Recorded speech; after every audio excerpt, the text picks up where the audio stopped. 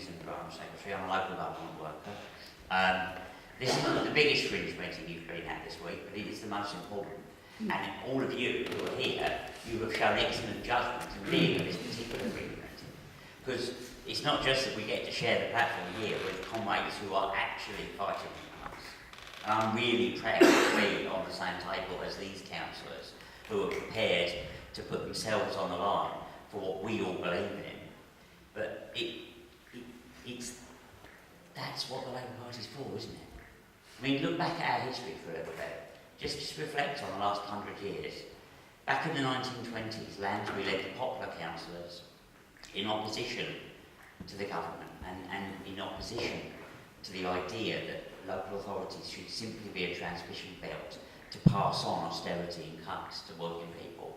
And then in the 70s in Clay Cross, they did the same thing. And then in the 80s, in Lambeth, where I work, and in Liverpool, councillors stood up to a Tory government and they said, no, that's not right. We're not going to do that.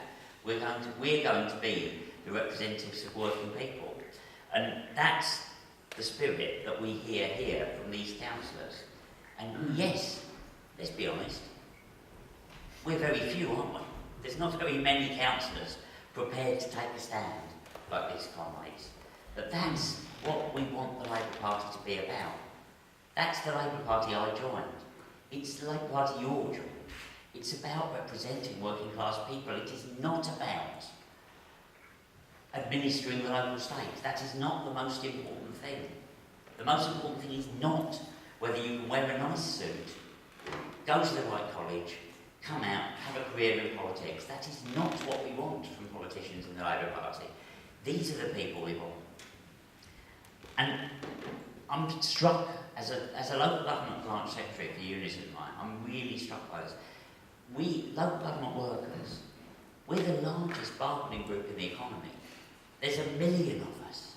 There's loads of us. We're massive. We could be really powerful. We're not. We're not powerful at all. We haven't had a decent pay rise for how many years? 5, 6, God knows.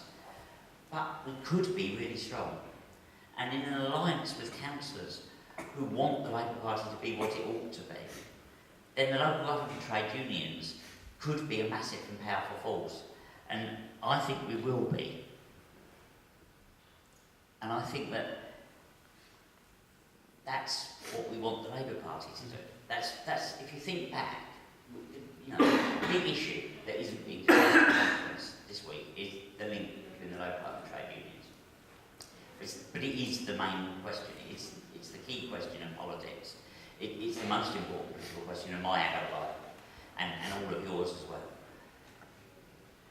Well, what we want is a political party that reflects the interests of working class people. And these councillors who are prepared to stand up and say no to cuts, say no, that's not right, we're not going to do that. These are an example of what we need in politics. So, I don't know, I can't go much further than that, really. And none of us can. But that's where we need to be. That's what we want. What we want is a working class political party, a party that represents the interests of the organised working class, and representatives of that party who stand up for those interests. Lansbury did it in Popular in the 1920s. The Clay Cross councillors did it in the 70s. Ted Knight did it in Lambeth in the 80s, and the militant comrades did it in Liverpool as well. And we need that now. So, as I said, not the biggest fringe bit we've been at, but in many ways the most important, because here we are thinking, what is it that we want to do when we get people elected into office? And these comrades are actually standing up for the socialist politics that we all believe in. Now, what are we going to do next? How do we support them? How do we build support for them? And what do we do about the fact that they will be deselected? What do we do about that? How do we deal with that when that happens? Because that is what will happen. The good comrades who fight the cuts are going to be thrown out. I'm sorry, but you are. We don't think we're going to stand again, though. Well, you know, but what should they do? And what should we do? And what should we as workers do in these circumstances? We had in Lambeth, we had one anti-cuts councillor, and they ground him down They ground him down. They ground him into the dust. And in most Labour councils, we don't have anybody. That's where we are now. We're very weak, we're very few. But these good comrades we have, what are we going to do with them and how are we going to support them? And that's the question that I throw out to you